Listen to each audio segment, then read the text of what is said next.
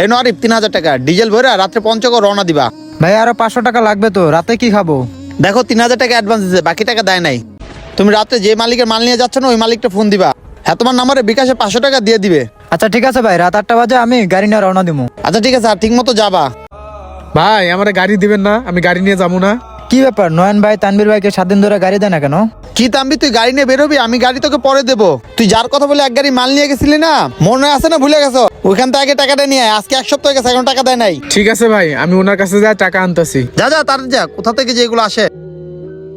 আর নয়ন ভাই আপনি তানভীর ভাইকে 1 সপ্তাহ ধরে গাড়ি দেন না কেন? কি ওকে গাড়ি দেবো? কি অন্যায় করছে তুই জানোস? একজনের বাসায় মাল দিয়ে আসছিল, ওইখান থেকে এখনো টাকা আনে নাই। যতক্ষণ ও টাকা আনবো ততক্ষণ ওটা কোনো গাড়ি দেওয়া হইব না। আর শোনো আরিফ, তাম্বি তোমার কাছে গাড়ি চলে কখনো চাবি দিবা না গাড়ি। তাড়াতাড়ি যাও আর রাত 8টা বাজে রওনা দিবা।